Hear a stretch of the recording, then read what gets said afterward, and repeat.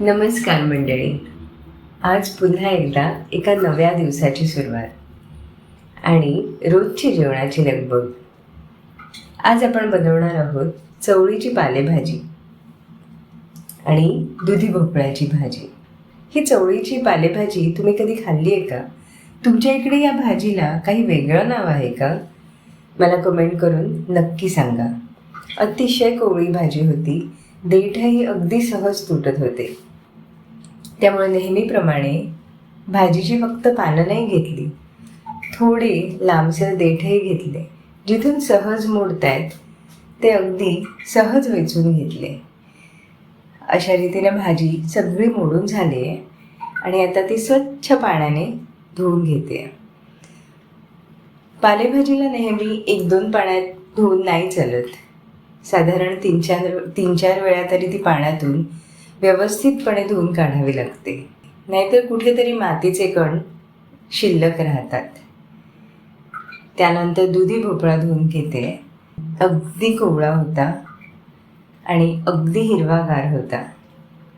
त्यानंतर आज गोड वरण करणार आहे. त्याच्यासाठी मूग डाळ धुवून घेते आणि कुकर लावायच्या आधी साधारण 1 तासभर ती आपल्याला भिजत ठेवायची, म्हणजे शिजण्यासाठी अगदी सोपी होऊन जाते. पालेभाजी धुतल्यानंतर थोडा वेळ निथळत ठेवलेली, म्हणजे त्याचं पाणी गळून गेलं. आणि आता भाजी चिरून घेणार आहे. पालेभाजी चिरण्यात एक वेगळीच मजा असते. काही जण पालेभाज्या चिरून बनवतात, तर काही जण तशाच फोडणीला देतात. तुमच्याकडे काय पद्धत आहे? तुम्ही कशा करता? अशा बारीक चिरून घेता की सहज त्या फोडणीला देता? भाजी चिरून झाली आहे. आता भोपळा कापून घेऊया. भोपळा अगदी कोवळा होता आणि आतून एकदम पांढरा शुभ्र. अजिबात बिया नव्हत्या. साल व्यवस्थितपणे काढून घेतली आहे. देठाकडचा आणि मागचा भागही कापून घेतला. त्यानंतर मधून 2 भाग करून घेतले आणि त्या अर्ध्या तुकड्याचेही 2 भाग करून घेतले. आता साधारण बटाट्याची भाजी करतात ना, त्याला आपण कसे तुकडे करतो, अगदी तसेच तुकडे करून घेतलेत. असे बारीक भाजीचे तुकडे केले ना, तर त्यामध्ये मसाला किंवा मिरचीचा फोडणीचा वास अगदी छानपणे मुरतो आणि भाजी शिजायलाही जास्त वेळ लागत नाही. अशा पद्धतीने भोपळा आणि पालेभाजी दोन्ही चिरून झालेत. दोन्ही भाज्यांसाठी आपण कांदा कापून घेतो आहे. पालेभाजीला जरा जास्त कांदा असेल आणि थोडा मोठा असेल ना, तर खूप छान चव येते. आता तांदूळ धुवून घेणार आहे. व्यवस्थित पाण्याखाली तांदूळ धुवून घेतलेत. साधारण 2 ते 3 पाण्याने तांदूळ धुवून घेते, म्हणजे ते स्वच्छ होतात. त्यानंतर आज थोडी लगबगच आहे. सगळे गॅस एंगेज होणार आहेत. 2 गॅसवर 2 कढया, 2 भाज्या आणि मध्ये कुकर लावून घेणार आहे. कुकरमध्ये स्टँड असतं ना, तिथपर्यंत पाणी घालून घेतलं आहे. त्यानंतर धुतलेले तांदूळ आणि त्याच्यात दुपटीच्या मापाने पाणी घालून घेतलं आहे. त्यावर भिजवलेली डाळ आणि त्याच्यात पाणी घालून थोडंसं चवीनुसार मीठ, हिंग आणि चिमूटभर हळद टाकून घेतली आहे. आता हे प्रेशर कुकरमध्ये साधारण 3 शिट्ट्या येईपर्यंत शिजवून घेणार आहोत. तोपर्यंत आपण भाज्या बनवून घेऊया. सगळे गॅस एका वेळेला पेटलेत.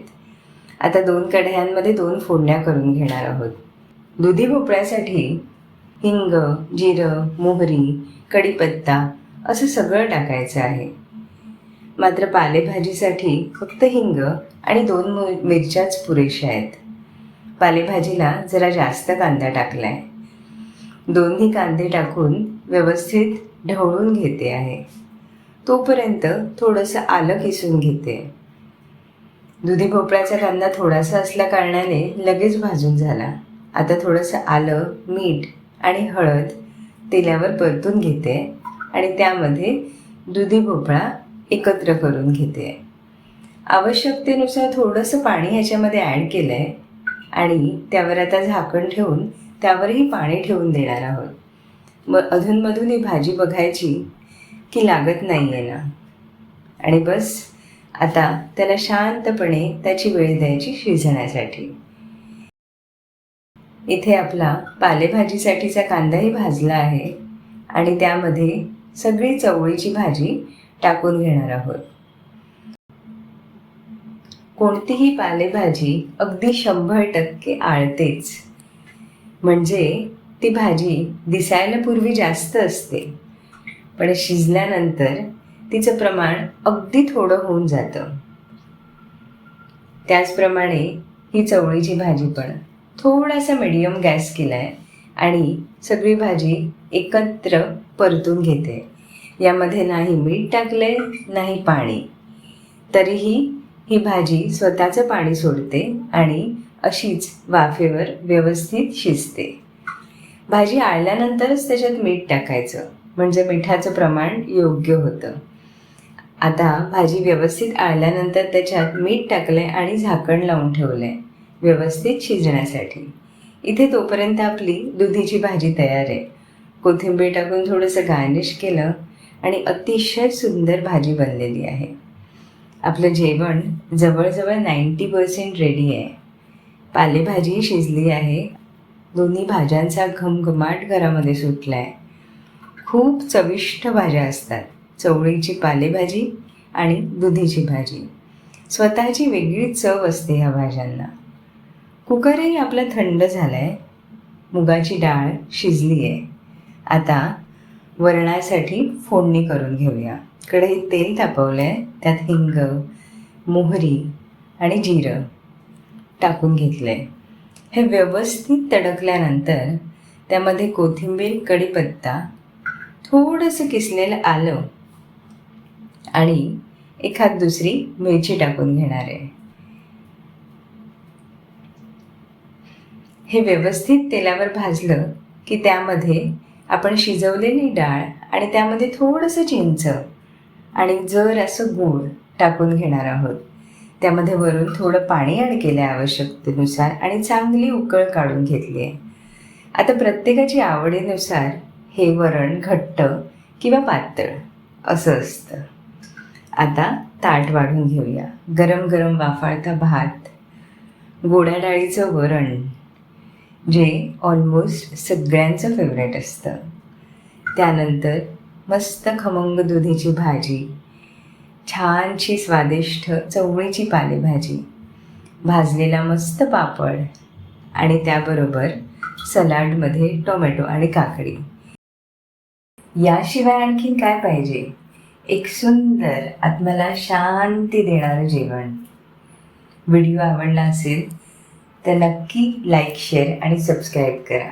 आणि जर जेवण आवडलं असेल तर नक्की कमेंट करून कळवा. पुन्हा भेटूया. तोपर्यंत नमस्कार.